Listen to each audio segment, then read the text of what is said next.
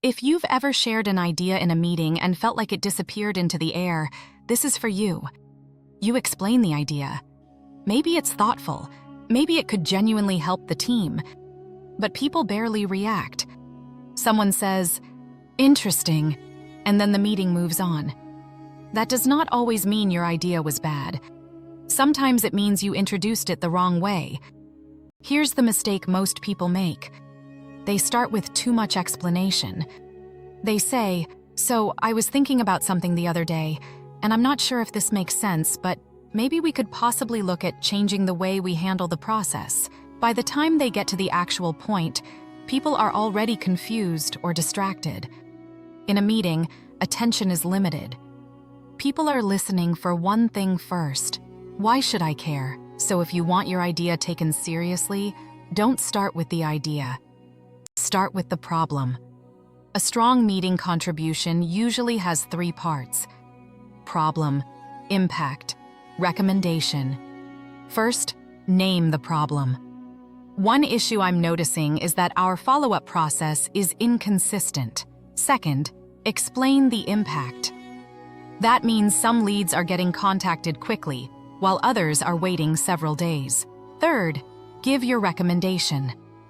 My suggestion is that we create a simple follow-up checklist so every lead gets the same minimum standard. Now your idea has context.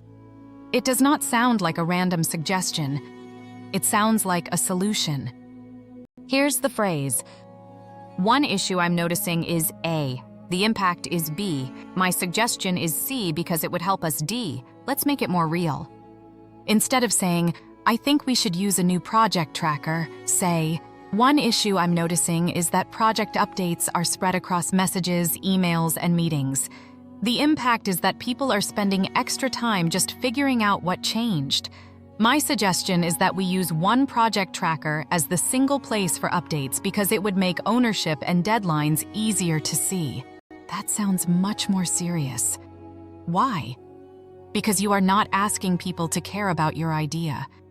You are showing them the cost of ignoring the problem. Another mistake people make is weakening their idea before they share it. They say, "This might be a bad idea. I'm probably overthinking this. I don't know if this is useful." Humility is good. But if you frame your idea as weak, don't be surprised when people treat it that way. Instead, use confident but non-aggressive language. Say, "I'd like to suggest one option. One recommendation I'd put on the table is, here's a possible way to solve that." These phrases are calm, clear, and credible. They do not sound arrogant, but they also do not apologize for existing. And if people push back, don't panic. Pushback can be a good sign. It means people are engaging. You can respond with, "That's a fair concern. The part I think is worth testing is whether this saves us time in the handoff." Now you are keeping the conversation focused instead of getting defensive.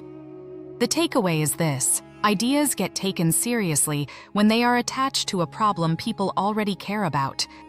So, before your next meeting, don't just prepare your idea. Prepare the problem. Ask yourself, what issue does this solve? Why does it matter? What is the simplest recommendation? Then say it in this order: problem, impact, recommendation. That structure makes people listen.